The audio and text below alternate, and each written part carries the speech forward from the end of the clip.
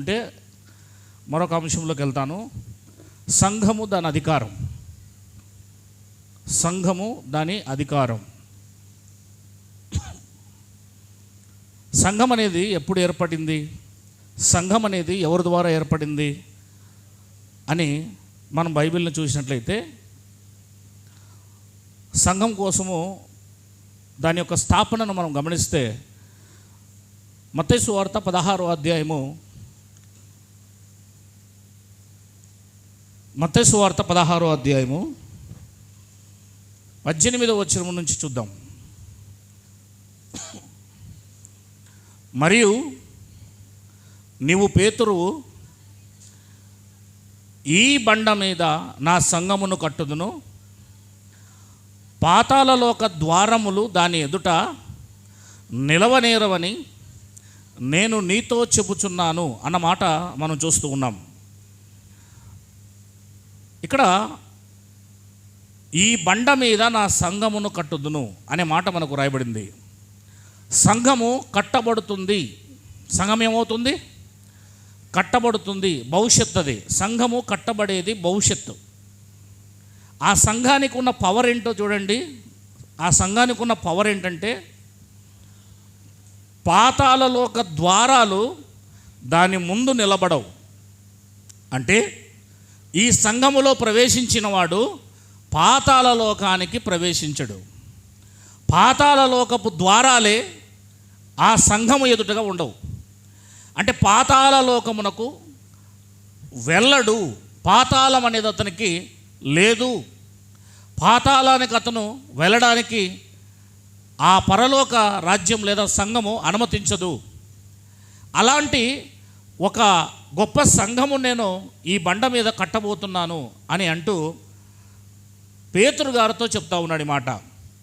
మరి ఈ సంఘస్థాపన ఎప్పుడు జరిగింది? ఇంత గొప్ప పాతాళలోకానికి, నరకానికి వెళ్లకుండా ఉండే ఈ సంఘస్థాపన ఎప్పుడు జరిగింది అని అంటే అపోస్తుల కార్యములు 2వ అధ్యాయము మనం చూడగలిగితే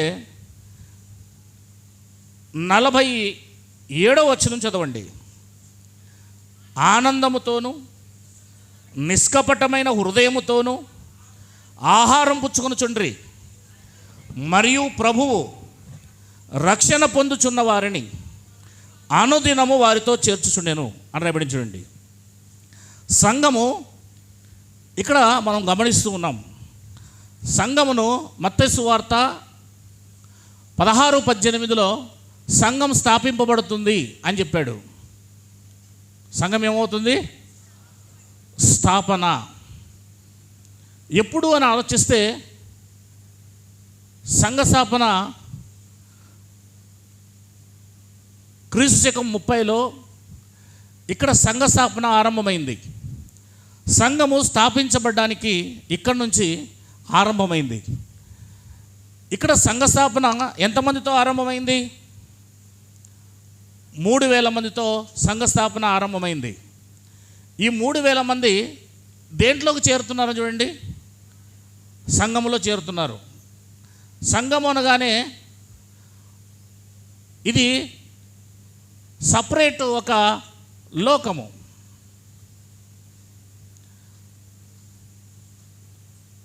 ఇది భూలోకము. ఈ లోకములో ఉన్న వారిని ఈ లోకములోనికి చేర్చుకున్నటయే సంఘం. ఈ సంఘములోనికి 3000 మంది ట్రాన్స్ఫర్ అయ్యారు ఇందులో నుంచి ఇందులోకి. ఇది అధికారం కలిగిన సంఘం. ఈ సంఘానికి అధికారం ఉంది, పవర్ ఉంది. సంఘానికి ఏముంది? పవర్ ఉంది. సంఘానికి శక్తి ఉంది. సంఘానికి లోకములో ఉన్న వారిని ఈ సంఘములోనికి క్రీస్తు వారు తీసుకుంటున్నారు. సంఘ స్థాపన ఇది సంఘం. దీనికి అధికారం ఉంది, దీనికి పవర్ ఉంది. ఈ సంఘములోనికి 3000 మంది మొట్టమొదటిగా చేర్చబడ్డారు. అంటే ఇంగ్లీష్లో కానీ లేదా క్యాథలిక్ బైబిల్లో కానీ వాడుక భాషలో కానీ వారిని కట్టుచున్నాడు అని ఉంటుంది. బిల్డ్, కట్టుచున్నాడు అంటే మందిరాన్ని ఒక్కొక్క రాయిని పేర్చుచున్నాడు. వారిని ఆ మందిరములో, సంఘం అనే మందిరములో పేర్చుచున్నాడు, ఒకటి పక్కలో ఒకటి. ఆ యొక్క సంఘం ఏమవుతుందంటే అధికారం కలిగి ఆ సంఘం ఎదుగుతూ ఉంది. మత్తయి సువార్త 16:18 చెప్పిన ప్రవచన వాగ్దానము అపోస్తలుల కార్యం 2:47 నెరవేరటం మనం చూస్తున్నాం. ఇంకా ఈ సంఘం యొక్క విషయాలు మనం చూస్తే తిమోతిలు రాసిన మొదటి పత్రిక 3వ అధ్యాయము 15వ వచనం చదువుదాం. తిమోతిలు రాసిన మొదటి పత్రిక 3వ అధ్యాయము 15వ వచనం.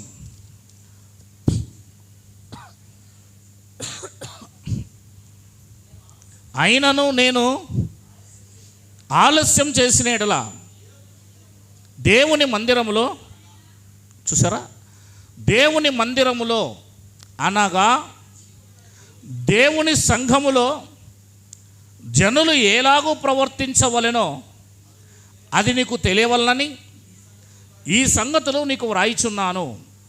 అంటే సంఘములో ప్రజల యొక్క ప్రవర్తన అనేది ఎలా ఉండాలి, వారి ప్రవర్తన ఎలా ఉండాలో అవి కూడా వ్రాస్తున్నాడు. వాళ్ళు ఎలా జీవించాలో, ఎలా ఉండాలో అన్న విషయం కూడా వ్రాస్తున్నాడు ఇక్కడ. అది సంఘము, అది ఆలయము. ఆ సంఘము సత్యమునకు స్తంభము అని రాయబడి చూడండి. సత్యమునకు ఏమై ఉంది? స్తంభమును ఆధారమునై ఉన్నది. కనుక సత్యం అనేది ఈ సంఘములో నుండి వెళ్ళాలి. ఎక్కడి నుంచి వెళ్ళాలి? సత్యమునకు ఇది ఆధారము. ఈ సంఘమే సత్యమునకు ఆధారం. ఈ సంఘమే సత్యం ప్రకటించాలి. ఈ సంఘమునకు అంత అధికారం ఇచ్చాడు. ఈ సంఘమే ప్రపంచానికి ఏం ప్రకటించాలి? సువార్త, సత్యం. సత్యం అనగా అర్థం ఏంటో తెలుసా? దేవుడు. సత్యము అనే దానికి డెఫినేషన్ ఏంటంటే దేవుడు, దేవుడు అని అర్థం. సత్యమును గూర్చి ప్రకటించడానికి నేను పుట్టి తిని అని యేసుప్రభువు వారు చెప్తారు. సత్యము దేవుని గూర్చి, సత్యమును గూర్చి చెప్పే భూమి మీద ఒక సంఘం ఉంది. ఆ సంఘము ఈ సంఘం. ఆ సంఘము నుండి దేవుడెవరో ఈ ప్రపంచానికి తెలియజేయబడాలి. ఆ సత్యమునకు, ఆ దేవునికి ఆధారం మేమే ఆధారం. మా ద్వారా దేవుడెవరో, సత్యమేంటో ఈ లోకం తెలుసుకోవాలని ఈ సంఘం చెప్పాల్సిన బాధ్యత ఉంది. ఆ అధికారాన్ని సంఘానికి ఇచ్చాడు, పవర్ ఇచ్చాడు సంఘానికి. ఆ శక్తి సంఘానికి ఉంది. ఓకేనా? వింటున్నారా? ఇకపోతే ఎఫెసీయులకు రాసిన పత్రికలో 2వ అధ్యాయము, ఎఫెసీయులకు రాసిన పత్రిక 2వ అధ్యాయం 19వ వచనం చదువుదాం. కాబట్టి మీరు ఇక మీదట పరజనులను, పరదేశులనై ఉండక పరిశుద్ధులతో ఏక పట్టణస్థులను దేవుని ఇంటి వారనై ఉన్నారు. క్రీస్తు యేసే ముఖ్యమైన మూలరాయి ఉండగా అపోస్తులను, ప్రవక్తలను వేసిన పునాది మీద మీరు కట్టబడి ఉన్నారు. ప్రతి కట్టడమును ఆయనలో చక్కగా అమర్చబడి ప్రభువునందు పరిశుద్ధమైన దేవాలయమగుటకు వృద్ధి పొందుచున్నది. ఆయనలో మీరు కూడా ఆత్మ మూలముగా దేవునికి నివాస స్థలమై ఉండుటకు కట్టబడుచున్నారు. ఇది కట్టబడుతూ ఉంది. సంఘం ఏమవుతూ ఉంది? కట్టబడుతూ ఉంది. ఈ యొక్క సంఘాన్ని ఎవరు కడుతున్నారు అనంటే 5-fold మినిస్ట్రీ ఉంది అక్కడ. ఈ సంఘం కోసమై 5 రకాల మినిస్ట్రీని కూడా చూద్దాం మనం ఒకసారి. 4వ అధ్యాయము పక్కనే 11వ వచనం చదవండి. మనమందరము విశ్వాస విషయములోను, పిల్లలు మీకు మొన్నే చెప్పా, ముందుకు రండి, ముందుకు రావాలి, పూర్తి ముందుకు రావాలా. ఒకరికొకరు ఏమాత్రం కూడా చెయ్యి ఇట్లంటే కూడా అందకూడదు. నువ్వు ముందుకు రండి అన్న, నా వైపు చూడండి, ఓకేనా? మనమందరము విశ్వాస విషయములోను, దేవుని కుమారుని గూర్చిన జ్ఞానం విషయములోను ఏకత్వం పొంది సంపూర్ణ పురుషులకు వరకు, అనగా క్రీస్తునకు కలిగిన సంపూర్ణతకు సమానమైన సంపూర్ణత గలవారు మగ వరకు ఆయన ఇలాగూ నియమించెను. ఎవరిని నియమించాడు అనంటే, పరిశుద్ధులు సంపూర్ణం అవడానికి, క్రీస్తు శరీరం క్షేమాభివృద్ధి పొందుటకు, పరిచర్య ధర్మము జరుగుటకు ఆయన కొందరిని అపోస్తులుగాను, కొందరిని ప్రవక్తలుగాను, కొందరిని సువార్తికులుగాను, కొందరిని కాపరులుగాను, కొందరిని ఉపదేశకులుగాను ఆయన నియమించాడు అని మనకు బైబిల్ తెలియజేస్తుంది. ఈ 5 మంది ద్వారా సంఘం ఏమవ్వాలి అంటే, క్రీస్తు యొక్క జ్ఞానములోను, క్రీస్తు యొక్క సంపూర్ణతలోనూ ఈ సంఘము ఏకత్వం పొందాలి. యేసుక్రీస్తుకి ఏ జ్ఞానం ఉందో, యేసుక్రీస్తు వారు ఎలా బ్రతికారో అలా బ్రతకడానికి ఈ సంఘం సిద్ధమవుతూ ఉంటుంది, రెడీ అవుతూ ఉంటుంది. అందుకొరకై 5 ఫోల్డ్ మినిస్ట్రీ, 5 రకాల పరిచర్యలను ఈ సంఘం కొరకై దేవుడు ఏర్పాటు చేశాడు మొదటి శతాబ్దంలో. ఇకపోతే పేతురు రాసిన మొదటి పత్రిక 2వ అధ్యాయం 4వ వచనాన్ని మనం చదివినట్లయితే, పేతురు రాసిన మొదటి పత్రిక 2వ అధ్యాయం 4వ వచనాన్ని మనం చదివినట్లయితే, మనుషుల చేత విసర్జింపబడినను దేవుని దృష్టికి ఏర్పరచబడినవి అమూల్యమును సజీవమైన రాయగు ప్రభువునొద్దకు వచ్చి ఉన్నారు. చూసారా, ఏ రాయి? యేసుక్రీస్తు వారు సజీవమైన రాయి. యేసుక్రీస్తు ద్వారా దేవునికి అనుకూలముగు ఆత్మ సంబంధమైన బలులు అర్పించుటకు పరిశుద్ధ యాజకులుగా ఉండునట్లు. ఏ బలులు? మనము ఎడ్లు, గొర్రెలు, మేకలు తీసుకురాం. ఆత్మ సంబంధమైన బలులు అర్పించాలి మనం. ఇప్పుడు ఏంటా బలులు? ఆత్మ సంబంధమైన బలులు ఏంటి? మనం ఇచ్చే స్తుతులు, మనం చేసే సేవ, దేవుని సువార్త ప్రకటించుట, ఆత్మలను తీసుకొని వచ్చి దేవుని దగ్గర ప్రజెంట్ చేయుట, ఇవన్నీ ఆత్మ సంబంధమైన బలులు. పరిశుద్ధ యాజకులగునట్లు, పిల్లలు కూర్చోలమ్మా, పరిశుద్ధ యాజకులగునట్లు మీరును సజీవమైన రాళ్ళై ఉండి ఆత్మ సంబంధమైన మందిరముగా అని రాయబడింది. ఇప్పుడు యేసుక్రీస్తు వారు సజీవమైన రాయి. ఆయన ఏమై ఉన్నాడమ్మా? సజీవము, అంతేనా? అంటే జీవం గలవాడు ఆయన, ఆ రాయి. మనం కూడా ఏమవ్వాలంటున్నాడు? సజీవము. సేమ్, కరెక్టేనా ఇది? అంటే మనము కూడా ఈక్వల్గా సజీవమైన రాళ్ళే ఉండాలి. అప్పుడు మాత్రమే మనం ఏమవుతామో ఆ రాయి పక్కలో రాయి అవుతాం.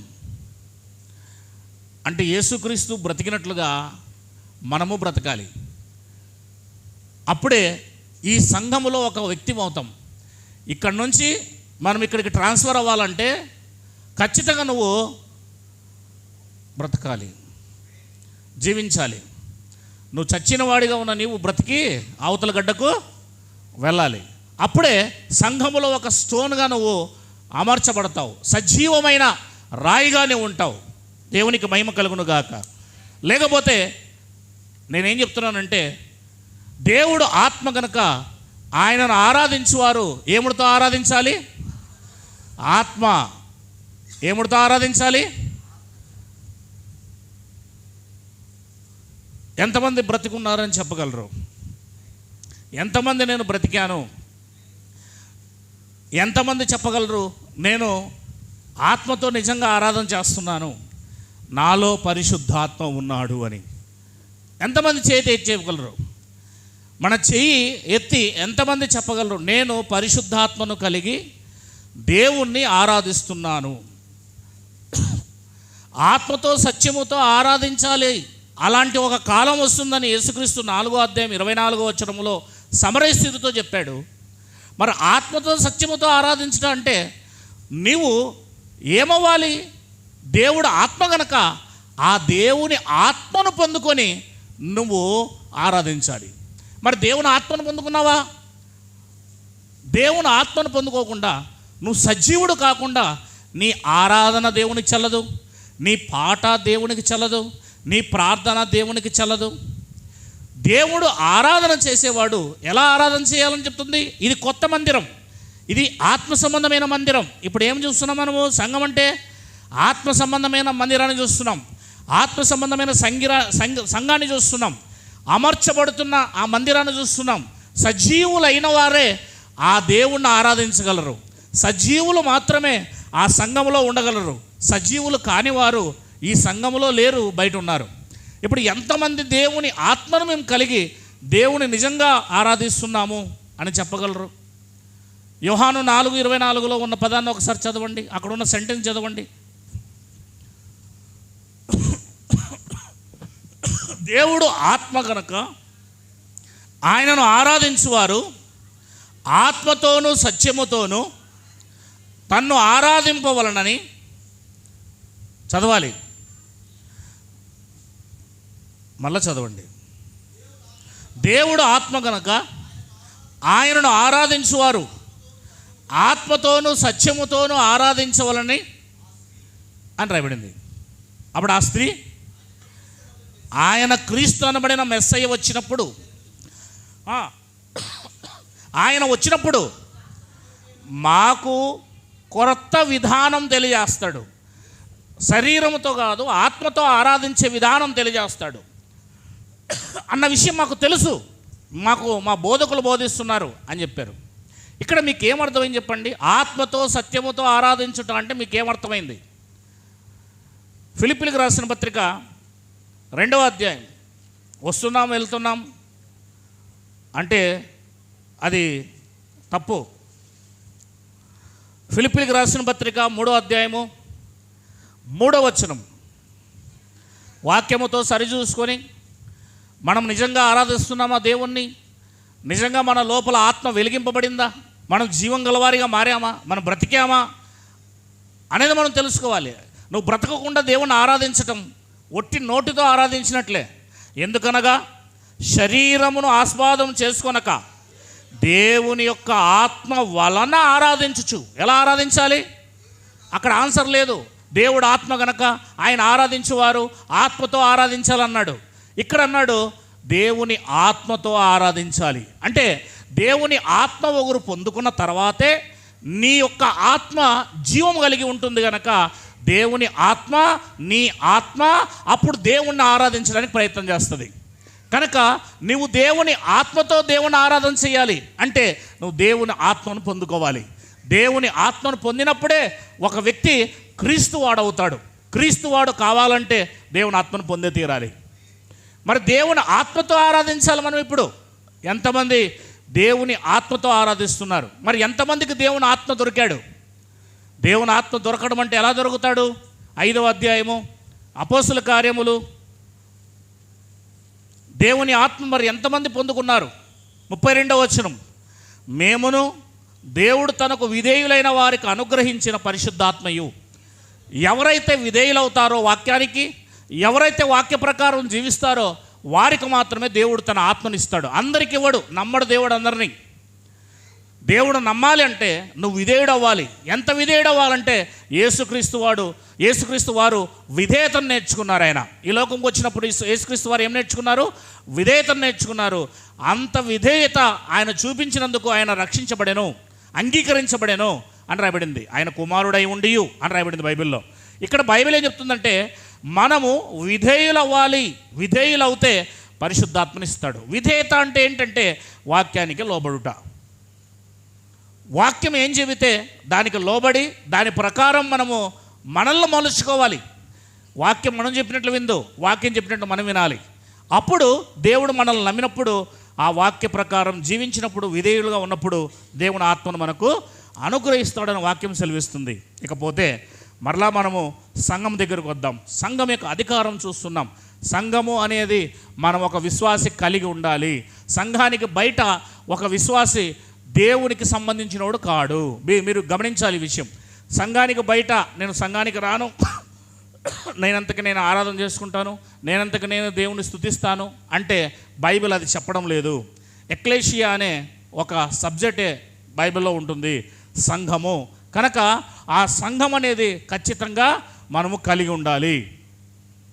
సంఘములోనే ఉండాలి. సంఘం యొక్క అధికారం కింద ఉండాలి, సంఘంలో ఉన్న యాక్టివిటీస్ కింద ఉండాలి. సంఘం ఏం చెప్తుందో దానికి మనం లోబడాలి. సంఘములోనే దేవుడు ఉంటాడని వాక్యం చెప్పాడు. అది దేవుని ఆలయం అని కూడా దేవుడు తెలియజేశాడు. రండి, సంఘానికి ఉన్న అధికారాల కోసం మనము చూద్దాం. పిల్లలు, ఏమ్మా శాస్త్రమ్మ, నీదే ఎక్కువైపోయింది.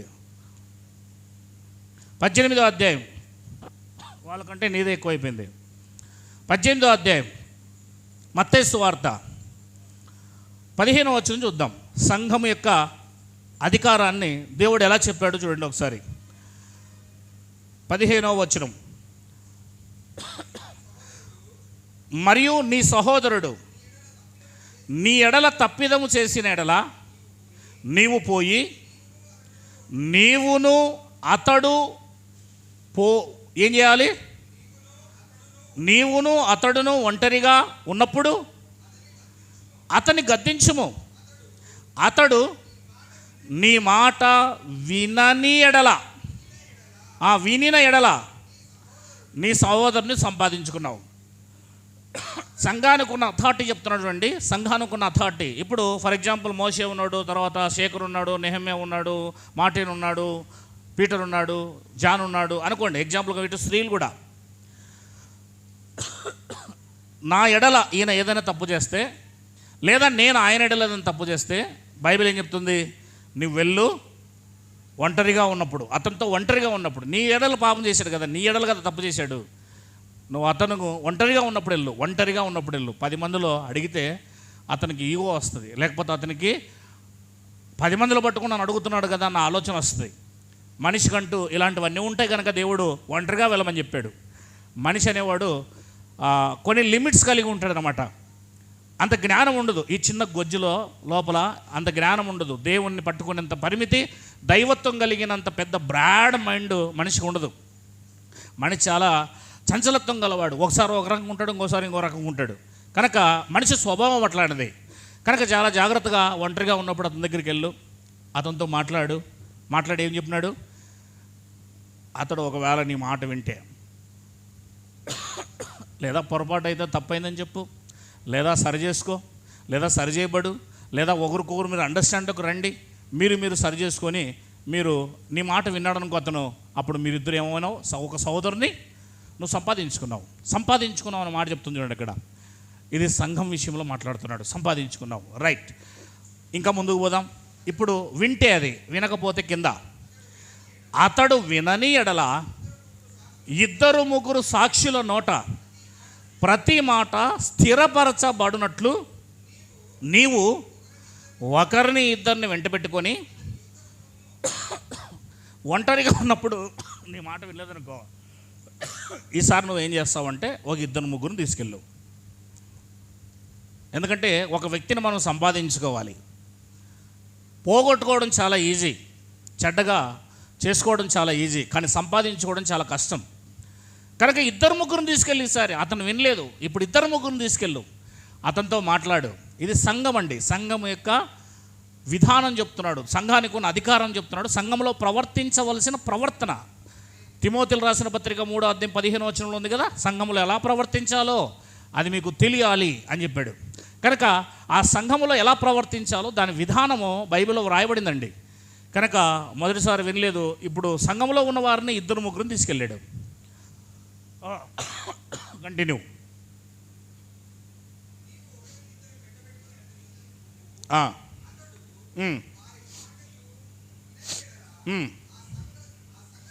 అతడు వారి మాటయు వినని ఎడల,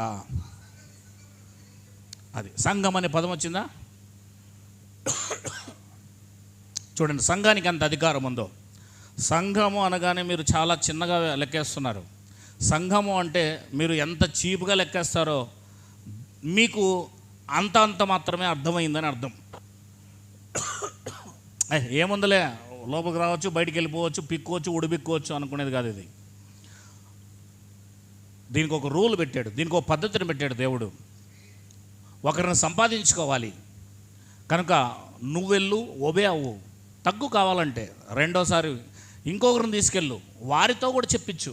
అప్పటికీ వినకపోతే చేయాల్సిన పని, అతడు వారి మాటయు వినని ఎడల ఆ సంగతి సంఘమునకు తెలియజెప్పాలి. అప్పుడు వచ్చి సంఘానికి తెలియజేయాలి. ఏం చేయాలి?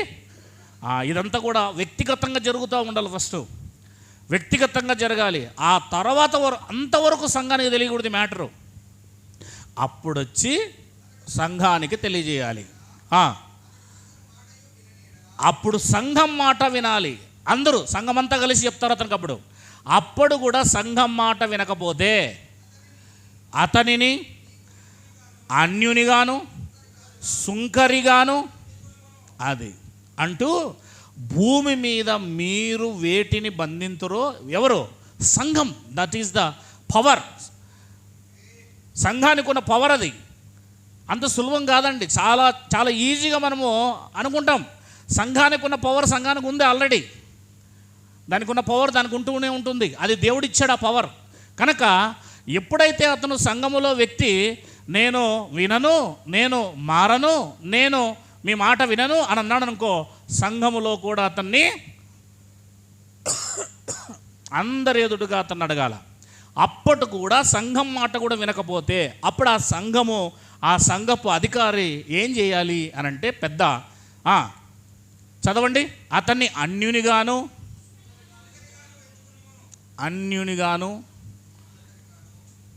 సుంకరి అంటే సుంకరి అన్న అనుడే ఔటర్ ఎంచుకోనము అంటూ కింద ఆ సంఘానికి ఏ పవర్ ఇచ్చాడు చూడండి. భూమి మీద మీరు వేటిని బంధింతురో అవి పరలోకమందు బంధింపబడును.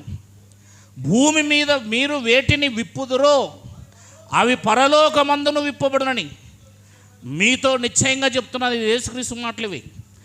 ఇది ఆశామాసిగా తీసుకోవడం కాదు. ఒక విశ్వాసికుండా విఘ్నత వివేచన జ్ఞానం చాలా జాగ్రత్తగా ఉండాలి. ఒక సంఘమునకున్న పవర్, ఒక సంఘానికి ఉన్న శక్తి మీరు జాగ్రత్తగా ఆలోచన చేయాలి. ఏం చెప్తుంది? ఆ వ్యక్తి సంఘం మాట వినకపోతే, 2-3 సాక్షుల మాట వినకపోతే, వ్యక్తిగతంగా వినకపోతే అతన్ని అన్యునిగాను సుంకరిగాను ఎంచి ఏం చేయాలి? అతన్ని బంధించేసేయాలి. సంఘం బంధిస్తుంది. సంఘం ఏం చేస్తుందండి? సంఘం బంధిస్తుంది. సంఘానికి ఏ పవర్ ఇచ్చాడు దేవుడు? బంధించేది ఇచ్చాడు. తర్వాత సంఘానికి ఏ పవర్ ఇచ్చాడు? విప్పే పవర్ ఇచ్చాడు. బంధించిన వాడిని మరలా తర్వాత విప్పొచ్చు కూడా. అంటే సంఘానికి ఉన్న శక్తి ఏంటంటే, ఒక వ్యక్తిని అన్యునిగా అంటే సంఘములో నుండి ఆ వ్యక్తి బయటికి వెళ్ళిపోయాడు అని అంటే ఆ సంఘము అతన్ని బంధించవచ్చు. బంధించడం అంటే అర్థం ఏంటంటే, అతను ఇంకెక్కడికి వెళ్ళినా సరే అతనికి దేవుని లోకం పరలోకం దొరకదు. అతను అన్యుడే. అది వ్యక్తిగత సంఘం కాదు, ఇక్కడ సార్వత్రిక సంఘం కోసం మాట్లాడుతున్నాడు. సార్వత్రిక సంఘం అంటే ప్రపంచంలో ఎక్కడైతే సత్యమనే సంఘం ఉందో ఆ సంఘాలన్నీ కలిస్తే ఒక సార్వత్రిక సంఘం అవుతుంది. సంఘములు సార్వత్రిక సంఘం, స్థానిక సంఘం సార్వత్రిక సంఘం. కనుక సంఘానికి ఇచ్చిన పవర్ ఏంటో తెలుసా? ఒక వ్యక్తి సంఘం యొక్క మాట వినకపోతే, సంఘానికి అనుకూలంగా నడవకపోతే అతన్ని అన్యునిగాను సుంకరిగాను మనము అతన్ని అంగీకరించి అతన్ని బయటికి పంపితే ఆ తర్వాత అతను ఏ సంఘానికి వెళ్ళినా సార్వత్రిక సంఘం అనే జీవం కలిగిన సంఘంలోకి వెళ్తే అతను అంగీకరించబడడు. అయిపోయింది. అతను జీవంలో నుంచి తోలివేయబడ్డాడు. అతను సంఘం మాట వినలేదు కనుక అతను జీవంలో నుంచి తోలివేయబడ్డాడు. అతను రక్షింపబడ్డాడు. మనమేమనుకుంటామంటే సొంతంగా మన ఆలోచనలు, అది మీ సొంత ఆలోచనలు, సొంతంగా నిర్ణయం తీసుకోవడం. అది ఏమవుతుందోలే, తెగించడానికి తెడ్డలింగం అంటారు కదా. కనుక అది అర్థం కాక చేసే పనులు అవన్నీ. మనకి బైబిల్ జ్ఞానము, దేవుని శక్తి, సంఘానికి ఉన్న పవర్ ఏంటో తెలియక చేస్తున్న అమాయక పనులు ఇవన్నీ. ఎట్లా విశ్వాసి కలిగిన వాడికి అవన్నీ అర్థం కావు. విశ్వాసం అయిన వానికి, దేవుని భయం ఉన్నవానికి, ఆత్మతో బ్రతికిన వానికి ఆ సంఘం యొక్క నిజ సంఘం యొక్క పవర్ ఏంటో తెలుస్తుంది. ఇక్కడ నేనేం చెప్తున్నానంటే సత్య సంబంధమైన సంఘం అని చెప్తున్నా. మరలా అక్కడ సత్యం ఉంటే, సత్య సంబంధమైన సంఘం అయితే అది బంధిస్తే ఖచ్చితంగా బంధింపబడుతుంది అని బైబిల్ చెప్తుంది. నేను చెప్పేది అర్థమైందో లేదు మీకు? లేదా ఆ సంఘము నుండి వేరే దగ్గరికి వెళ్ళాలి అంటే సంఘము సిఫారసు ఇవ్వాలి. ఏమివ్వాలి? సిఫారస్. ఫర్ ఎగ్జాంపుల్గా అక్కడ ఒక సత్య సంబంధమైన సంఘం ఉంది ఢిల్లీలో, అక్కడికి నువ్వు ట్రాన్స్ఫర్ అయ్యావు ఉద్యోగం నిమిత్తం దేని నిమిత్తమో. అక్కడ సత్య సంబంధమైన సంఘం ఉంటే ఇక్కడ నుంచి సిఫారస్, ఈ సంఘం నుండి ఆ సంఘానికి సిఫారసు చేయాలి. వీళ్ళు మన విశ్వాసులు, ఈ విశ్వాసులను మీరు పోషించండి అంటూ ఈ సంఘము అక్కడికి సిఫారసు చేయాలి. సంఘము అనగానే అంత పవర్ కలిగింది.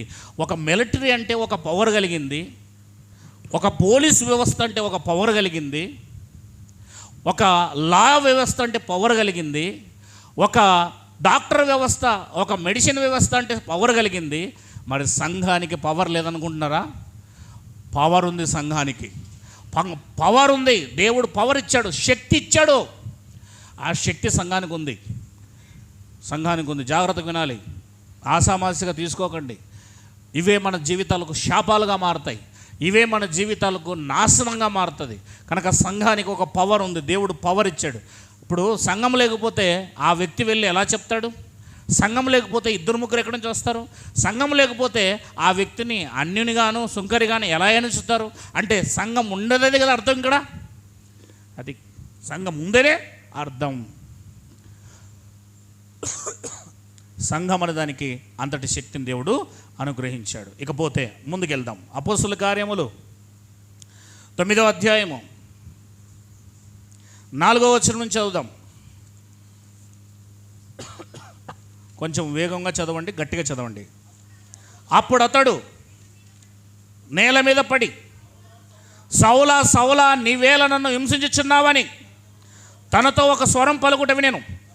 ప్రభువా నీవెవడవని అడగ్గా ఆయన, నేను నీవు హింసించుచున్న యేసును.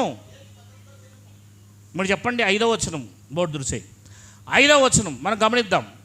యేసుక్రీస్తు సంఘాన్ని హింసించడానికి పోతున్నాడు. దేన్ని హింసించడానికి వెళ్తున్నాడు? పౌలు గారు సంఘాన్ని హింసించడానికి వెళ్తున్నారు. అప్పటికి యేసుక్రీస్తు వారు భూమి మీద లేరు. చూడండి, సంఘం అంటే ఆసామాసి కాదు, సంఘం అంటే తమాష కాదు.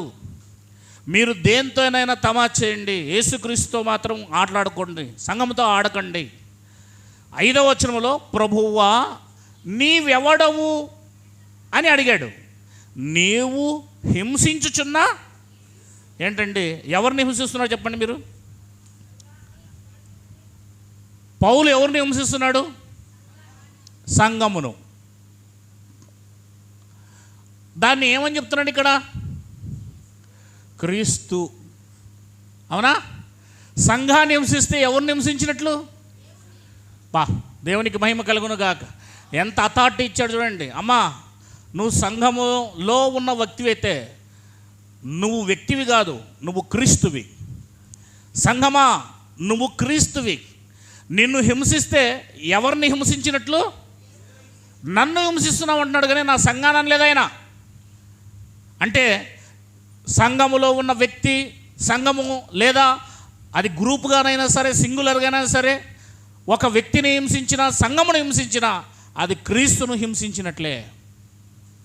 సంఘం అనగా ఇక్కడ మీరు ఈ డెఫినేషన్ ప్రకారము క్రీస్తు అని అర్థం చేసుకోవాలి. సంఘం అంటే ఎవరు?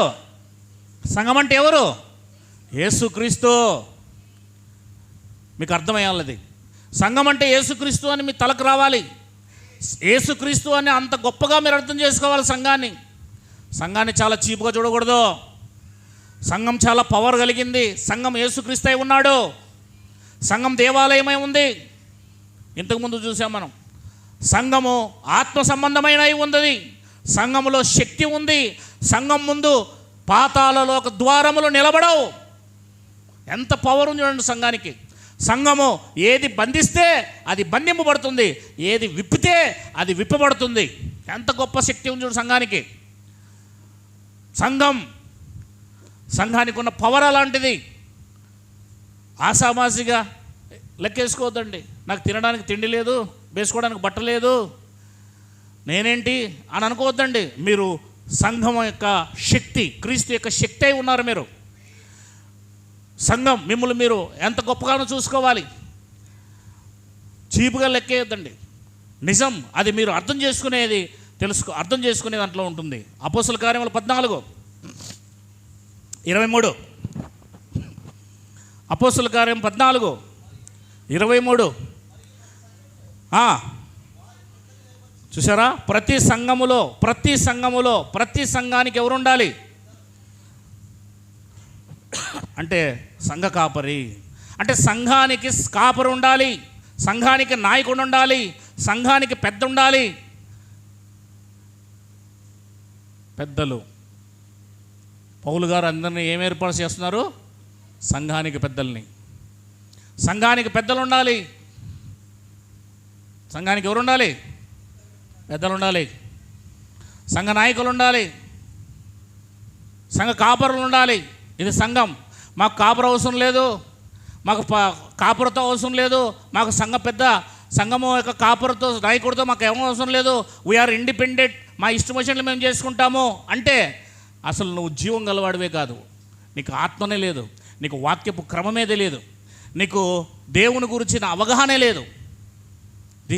ఇది ఏదో కుటుంబం. సంఘం అంటే ఏంటి? కుటుంబం. ఆ కుటుంబానికి పెద్దలను పెట్టాడు, ఆ కుటుంబానికి ఒక అధికారం పెట్టాడు, ఆ కుటుంబం దేవునికి లోబడవలసిన ఉదయం ఉంది.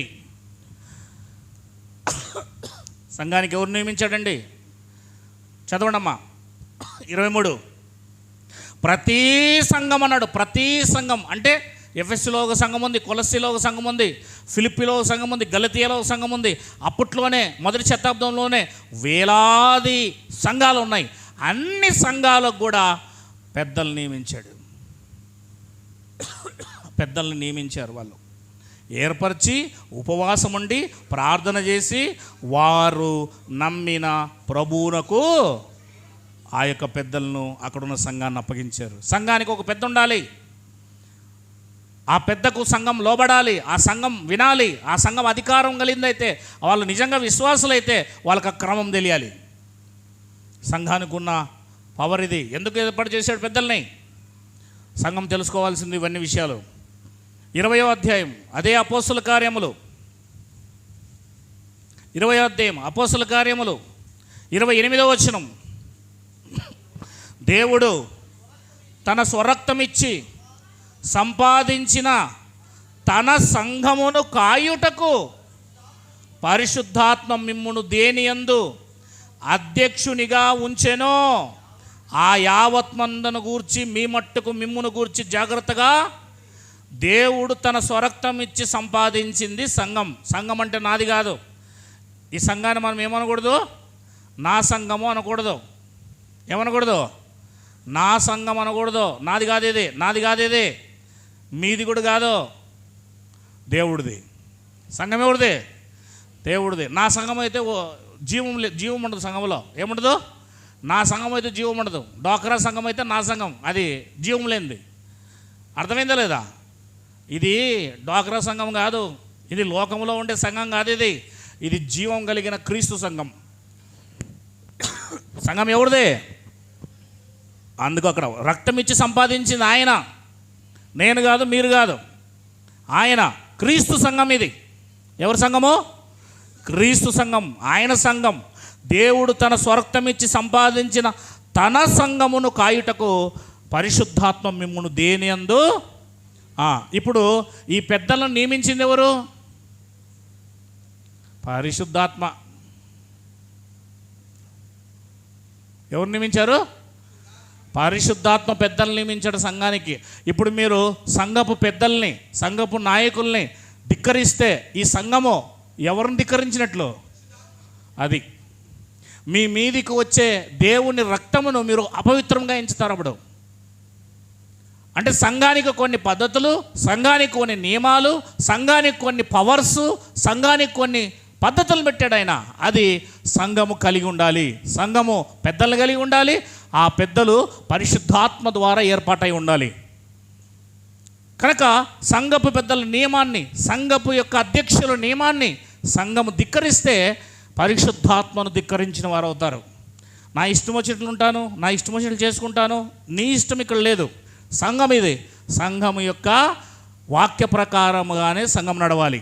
వాక్యం లేనిది సంఘం కాదు, వాక్యం లేనిది సంఘములో వ్యక్తి కూడా కాడు. వాక్య ప్రకారమే మనం జీవించాలి. సంఘం. ఇంకా ముందుకు పోదాం.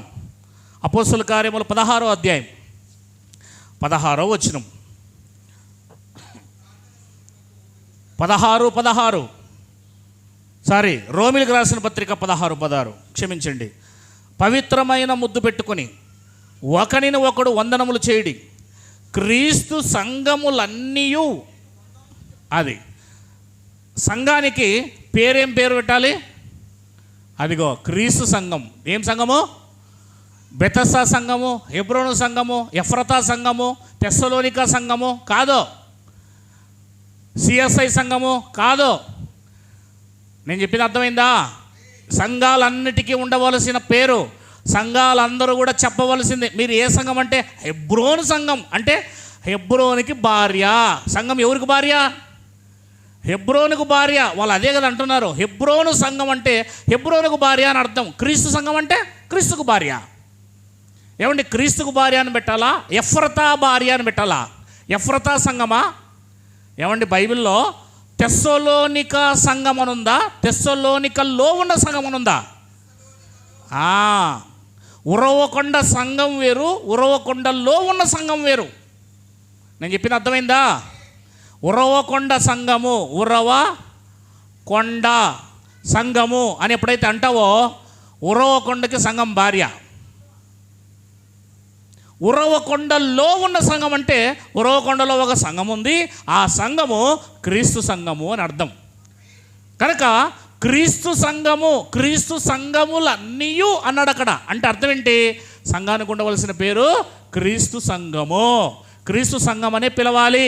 హెబ్రోన్ అని కానీ, సిఎస్ఐ అని కానీ, బెతస్దా అని కానీ, బాప్టిస్ట్ అని కానీ, మెథడిస్ట్ అని కానీ ఇంకోటని పిలిస్తే ఆ మెథడిస్ట్కు భార్యం చేసేస్తున్నావు, సంఘానికి భార్యం చేసేస్తున్నావు. కనుక సర్దుబాటు చేసుకొని వాక్యాన్ని సరి చేసుకోండి. రేపొద్దున పలికేటప్పుడు జాగ్రత్తగా పలకండి. బైబిల్ అంటుంది క్రీస్తు సంఘములన్నీయు. సంఘానికి ఉన్న అథారిటీ క్రీస్తు పేరును ధరించుకుంది. ఏం పేరును ధరించుకుంది? సంఘము క్రీస్తు పేరును ధరించుకుంది. కొరింథీయులకు రాసిన మొదటి పత్రిక, కొరింథీయులకు రాసిన మొదటి పత్రిక 1వ అధ్యాయం 2వ వచనం. కొరంతిలోనున్న అన్నాడా? కొరంతి సంఘం అన్నాడా? కొరంతిలోనున్న దేవుని సంఘం. అది బాగా వినాలి. ఈ సంఘం ఎవరిది? క్రీస్తు సంఘం అన్నా దేవుని సంఘం అన్నా ఒకటే. క్రీస్తు ఎవరు? అందరు చెప్పండి. క్రీస్తు ఎవరు? దేవుడు. క్రీస్తు ఎవరు? అందుకే ఆ క్రీస్తుదే సంఘం. అంటే దేవునిదే సంఘం. నీది కాదు, నాది కాదు, హెబ్రోన్ది కాదు, బెతస్దాది కాదు, ఎఫ్రతాది కాదు, హెబ్రోన్ది కాదు, సిఎస్ఐది కాదు, పెంతకోస్తది కాదు, ఓసన్నది కాదు, ఏసన్నది కాదు. సంఘం ఎవరిదే? దేవునిదే. దేవుడు ఎవరు? యేసుక్రీస్తు వారు. దేవునికి మహిమ కలుగును గాక. ఇది సరైన సంఘం యొక్క విధానము. బైబిల్ యొక్క డెఫినేషన్, బైబిల్ చెప్తున్న విధి విధానం ఇది. కనుక దేవుని సంఘం, సంఘం అంటే ఆసామాసి కాదు, అది దేవుని సంఘము. మీరంతా ఎవరు? దేవుని సంఘం అండి. మీరు దేవుని సంఘం. మీరంతా ఎవరు? దేవుని సంఘం. ఎంత గొప్ప పేరండి, ఎంత గొప్ప తత్వం ఉందండి. సంఘానికి ఎంత గొప్ప ఆధిక్యత ఉందండి. కొరింథీయులకు రాసిన పత్రిక అదే 12వ అధ్యాయం మొదటి పత్రికలోనే 28. కాబట్టి ప్రతి మనుష్యుడు తను తాను 12:28 సుసర సంఘములో అన్నాడు చూడండి. సంఘమునకు దేవుడు ఇస్తున్న ఒక ఏమంటారు దాన్ని, అధికారం అని చెప్పొచ్చు మనం. కొందరు అపోస్తులను, ప్రవక్తలను, బోధకులను, అద్భుతములు చేయవారు, స్వస్థపరచువారు, ఉపకారం చేయవారు, ప్రభుత్వం చేయవారు, నానా భాషలు మాట్లాడేవారు. సంఘములో కొందరిని మొదట అక్కడ మొదటి శతాబ్దంలో నియమించాడు అని చెప్తున్నాడు చూడండి. అంటే సంఘానికి అంత మంది పరిచారకులను దేవుడు నియమించాడు. ఎంత గొప్పదై ఉండాలి సంఘం అది. ఆ సంఘానికి ఉన్న అథారిటీ చూడండి. ఇకపోతే ఎఫెసీయులకు రాసిన పత్రిక 1వ అధ్యాయం, ఎఫెసీయులకు రాసిన పత్రిక 1వ అధ్యాయం 22వ వచనం, మరియు సమస్తమును ఆయన పాదముల కింద ఉంచి సమస్తము పైని ఆయనను సంఘమునకు శిరస్సుగా నియమించెను. హల్లెలూయా, దేవునికి మహిమ కలుగును గాక. సంఘానికి శిరస్సు ఎవరు? ఈ సంఘానికి తల ఎవరు? యేసుక్రీస్తు. యేసుక్రీస్తే తల. కిందేం చెప్తున్నాడు? ఆ సంఘము ఆయన శరీరం. దేవునికి మహిమ కలుగును గాక. మీరంతా ఎవరు? ఆయన శరీరం. ఆయన శరీరం అండి మీరు. ఆయన శరీరం. ఆయన ఇక్కడ నుంచి తల, మొండె భాగము కింద నుండి మీరు శరీరం అయితే, సంఘం అనేది శరీరం అయితే, ఆయన తల. అంటే మీరు యేసుక్రీస్తులో ఏకమై ఉన్నారు. ఏమై ఉన్నారు? ఏకం. ఎంత గొప్ప తాటి! సంఘము యేసుక్రీస్తు అయి ఉన్నది. సంఘం ఒక రకంగా చెప్పాలంటే యేసుక్రీస్తు భార్య యేసుక్రీస్తు అయి ఉన్నది. ఆయనే శిరస్సు. ఎఫెసీయులకు రాసిన పత్రిక 5వ అధ్యాయం 28వ వచనం, అటువలనే పురుషులు కూడా తన సొంత శరీరము వలనే తమ భార్యలను ప్రేమింపబద్ధులై ఉన్నారు. తన భార్యను ప్రేమించువాడు తన్ను ప్రేమించుకొనుచున్నాడు. తన శరీరమును ద్వేషించువాడు ఎవడూ లేడు, కానీ ప్రతి వాడును దానిని పోషించి సంరక్షించుకొనును. మనము క్రీస్తు శరీరమునకు అవయములమై ఉన్నాము గనక అలాగే క్రీస్తు కూడా సంఘమును పోషించి సంరక్షించుచున్నాడు. దేవునికి మహిమ కలుగును గాక. 28వ వచనం చదవండి ఇప్పుడు. అటువలనే పురుషులు కూడా తమ సొంత శరీరము వలె తమ భార్యలను ప్రేమింపబద్ధులై. అంటే ఇప్పుడు భార్యాభర్తల అనుబంధము ఎవరిలో కనబడతా ఉంది? అది అంటే ఇప్పుడు భార్య ఎవరు? క్రీస్తుకు భార్య ఎవరు? అబ్బా, అనిల్ అంబానీకి భార్య అనంతవా? సంఘం అనిల్ అంబానీ భార్యనా? మోదీ భార్యనా? జగన్మోహన్ రెడ్డి భార్య భారతమ్మ కాదు కదా. వాళ్ళకి ఎంత అమ్మా, జగన్మోహన్ రెడ్డి భార్య భారతమ్మ వచ్చింది, ఏం రెస్పెక్ట్ ఇస్తారు? అవునా లేదా? ఇంతకుముందు ఎవరో ట్రంప్ కుమార్తె వచ్చిందంట. ట్రంప్ కుమార్తె ఎక్కడికి? హైదరాబాద్కి ట్రంప్ కుమార్తె జస్ట్ ఊరికెట్లా చూడ్డానికి వస్తే కేసీఆర్ గారు ఏం చేశారు? 500 కోట్ల రూపాయలు వేసి ఎక్కడ కూడా ఇంత స్పీడ్ బ్రేకర్ ఉండకూడదు, ఇంత గత్తగా ఉండకూడదని హైదరాబాద్ అంతా కూడా 500 కోట్ల రూపాయలతో అప్పటికప్పుడే ఆమె రాబోతుందన్న వారానికి ముందే 500 కోట్ల రూపాయలతో ఆమె వెళ్ళే కారు ఇలా ఎగరకూడదని మొత్తం రోడ్లన్నీ రిపేర్ చేయించాడు. ఎవరు వస్తున్నారంటే ట్రంప్ కూతురు, ఆమె పేరు వియాంక అనేది ఉంది కదా, ఇవాంక. ఆమె వస్తుందంటే 500 కోట్ల రూపాయలు ఖర్చు పెట్టాడు కూతురు. భార్య వస్తే 5,000 కోట్లు పెట్టేవాడేమో భార్య. సంఘం ఎవరో? మిమ్మల్ని మీరు చాలా చీప్గా లెక్కేసుకుంటున్నారు. మాథ్యూస్, నువ్వు క్రీస్తు భార్యవే. దేవునికి మహిమ కలుగును గాక. ఎవరు? క్రీస్తు భార్యవయ్యా. సమాజం నిన్ను అవమానపరచవచ్చు, సమాజం నిన్ను తక్కువగా చూడొచ్చు, కానీ నువ్వెవరు తెలుసా? దేవుని భార్యవు. సంగమా, నువ్వు చాలా తక్కువ దానివి కాదు, సామాన్యమైన దానివి కాదు. నువ్వు క్రీస్తు భార్యవు. రేపు పొద్దున వెళ్ళి ఆయన పక్కలో కూర్చుంటావు. పెళ్లి కూతురు ఎక్కడ కూర్చుంటుంది? పక్కలో కూర్చుంటుంది. కనుక క్రీస్తు భార్య. సంఘం అంటే ఆసామాసి కాదు. ఈ సంఘముతో ఎవరు పెట్టుకోద్దండి. క్రీస్తు భార్యతో ఎవరు? ఏమండి, భారతం వచ్చిందనుకో ఉరకొండకి, భారతమును మనం అవమానపరిచినామనుకో, జగన్మోహన్ రెడ్డి ఏం చేస్తాడు? కాల్చిపడేస్తాడు అంతే. తూటాలన్నీ లోపలికే. ఆలోచన చేయండి. ఇప్పుడు ఎవరి భార్యను అవమానపరుస్తున్నారు ఇక్కడ? క్రీస్తు భార్య అండి. సంఘం అంటే క్రీస్తు భార్య. అవునా లేదా? మీ భార్య మీద నువ్వు ఏదైనా ఒక ట్రోల్ కానీ, లేకపోతే ఏదైనా ఆమె మీద నింద కానీ, లేకపోతే ఏదైనా ఆమె మీద ఒకటి ఇది వేసినామనుకో, ఒప్పుకుంటావా? మనమే కూటికి లేని వాళ్ళం. కూటికి లేని మనమే, బట్ట లేని మనమే, తినేకి లేని మనమే, మనం ఎంత పౌరుషం కలిగి ఉంటామే. ఆయన క్రీస్తు. దేవాది దేవుడు ముల్లోకాలను సృష్టించిన వాడు, సకల లోకాలను సృష్టించిన వాడు, ఆయనకు భార్యగా ఉన్న ఆమె పవర్, శక్తి ఎంతో గొప్పదో మీరు అర్థం చేసుకోవాలి. ఈ రాత్రి, ఈరోజు మీరు గుర్తు చేసుకోవాలి. ఖచ్చితంగా సంఘం అనగా ఒక శక్తి కలిగింది. సంఘం అనగా దేవుని భార్య, సంఘం అనగా క్రీస్తు శరీరం. మీరు అలా ఎదగాలి, అలా అర్థం చేసుకోవాలి, అలా బ్రతకాలి, అలా నిర్ణయం తీసుకోవాలి. ఏదో నేను మామూలుని కాదు, ఏదో మామూలుగా వస్తున్నాను పోతున్నాను బస్సులో టికెట్ తీసుకొని బైక్ మీద కాదు. నువ్వు క్రీస్తు భార్యవి, నువ్వు క్రీస్తు సంఘములో ఉన్నావంటే క్రీస్తు భార్యవి. ఇది నువ్వు అర్థం చేసుకోవాలి. ఈరోజు దేవునికి మహిమ కలుగును గాక. హల్లెలూయా. మీకు అర్థమైందో లేదో నేను చెప్పే విషయమో, నువ్వు క్రీస్తు భార్యవి. నీ మీద చేయి వేస్తే దేవుడు ఒప్పుకోడు. ప్రవక్తల మీద చేయి వేస్తేనే దేవుడు ఒప్పుకోలేదు. పాత నిబంధనలో నీతిమంతుల మీద చేయి వేస్తేనే ఒప్పుకోలేదు. ఈరోజు నువ్వు క్రీస్తు భార్యవి, నీ మీద చేయి వేస్తే దేవుడు ఒప్పుకుంటాడా? ఒప్పుకోడు. నీ వైపు చూడని కూడా చూడలేడు. ఎప్పుడో నువ్వు క్రీస్తు భార్యలాగా వాక్యానుసారంగా లోబడితే. భార్య ఎవరికి లోబడాలి? ఆయన మాటకు లోబడాలి, ఆయన మీద ఎదురు తిరగకూడదు. భర్తకు లోబడాలి. భర్తకు లోబడకపోతే తర్వాత క్రీస్తు నిన్నేం చేస్తాడంటే విసర్జిస్తాడు, వదిలేస్తాడు.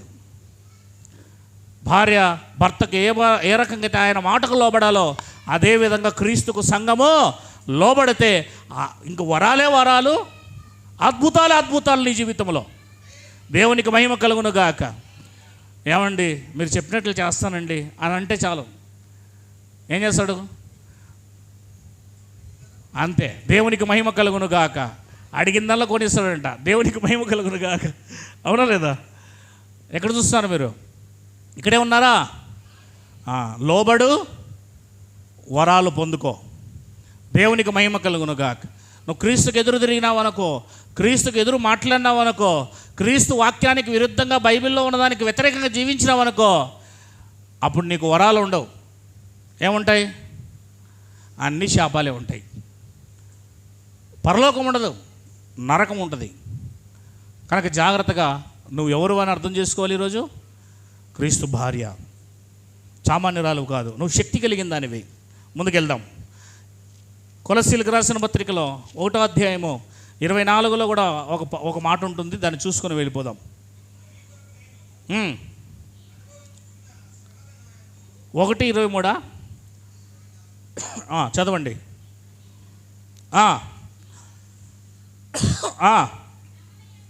సంతోషించము, సంఘము అను ఆయన శరీరము. దేవునికి మహిమ.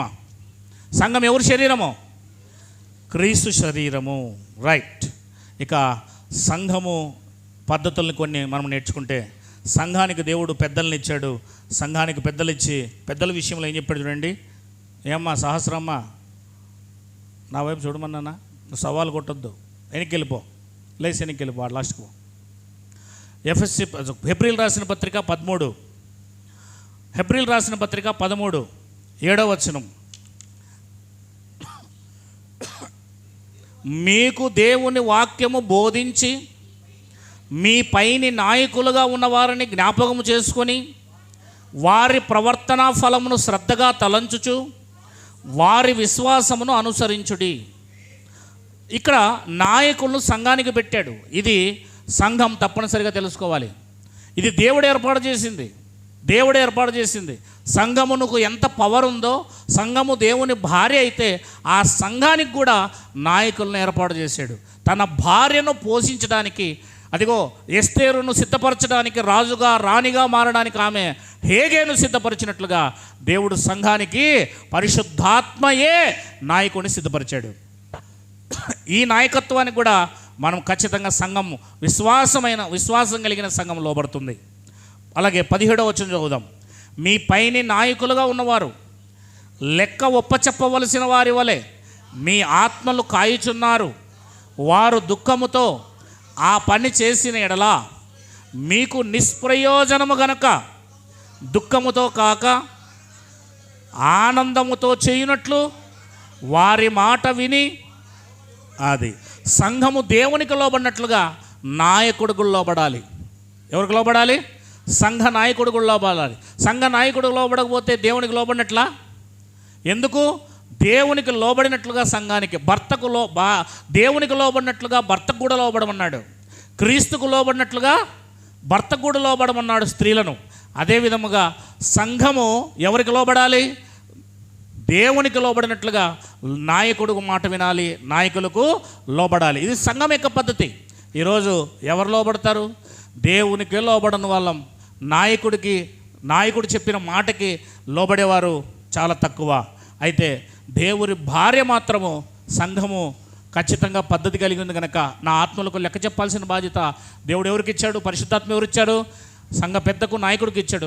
నా ఆత్మ లెక్క చెప్పాల్సింది ఆయనే కనుక నా ఆత్మను రేపొద్దున దేవునికి సమర్పించాలి అంటే ఆయనే లెక్క చెప్పాలి కనుక ఆయనకు నేను లోబడి ఉండాలి, ఆయన చెప్పిన మాట వినాలి అనేది నిజమైన భార్య, నిజమైన సంఘములో ఉన్న ఆ శక్తిని ఎరిగిన వారు తెలుసుకోగలుగుతారు. దేవునికి మహిమ కలుగును గాక.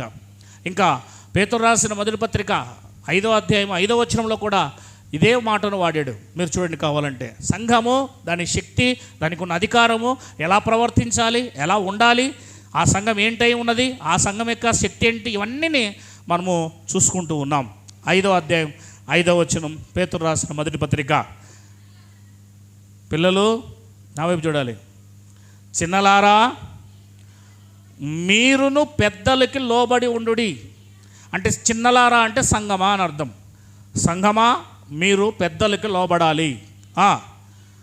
మీరందరూ ఎదుటి వాని ఎడల దీన మనస్సు అను వస్త్రము ధరించుకొని మిమ్మల్ని మీరు అలంకరించుకొనుడి. అంటే పెద్దలకు ఖచ్చితంగా సంఘము లోబడాలి అని బైబిల్ తెలియజేస్తుంది, వాక్యం తెలియజేస్తుంది. ఆ వాక్యం దేవుడే ఉన్నాడు. తెస్సలోనికలు రాసిన మొదటి పత్రిక 5వ అధ్యాయము 12వ వచనం చదువుదాం. తెస్సలోనికలు రాసిన మొదటి పత్రిక 5వ అధ్యాయము 12వ వచనం. మరియు సహోదరులారా మీలో ప్రయాసపడుచు ప్రభునందు మీకు పైవారై ఉండి, పైవారు అంటే ఎవరని చూసాం మనము? నాయకులు. మీకు బుద్ధి చెప్పు వారిని మన్నన చేసి, బుద్ధి చెప్పడానికి కూడా ఉండాలా. బుద్ధి చెప్పేవానికే మనము బుద్ధి చెప్పే రకం. మనం ఎట్లాంటి వాళ్ళము? బుద్ధి చెప్పేవానికే బుద్ధి చెప్పే రకం. కానీ బుద్ధి చెప్పేవాడిని దేవుడు ఒకరు నియమించాడు, కానీ మనం వినం. దేవునికి మహిమ కలుగును గాక. బుద్ధి చెప్పు వారిని మన్నన చేసి వారి పనిని బట్టి వారిని ప్రేమతో మిక్కిలి ఘనముగా ఎంచవలను. నేను రాసుకోరాలేదు ఈరోజు రాత్రికి, ప్రింట్ ఏం చేయలేదు, మీ బైబిల్లో కూడా ఉన్నాయి. అవునా లేదా? ఇది సంఘం తెలుసుకోవాలి. ఈ మాటలు తెలుసుకోకపోవడం వల్లే మన విశ్వాసం ఎదగడం లేదు, మన ప్రవర్తన సరిగా మారడం లేదు. బైబిల్ ఏం చెప్తుందో దానికి మనము లోబడాలి, ఒబే అవ్వాలి.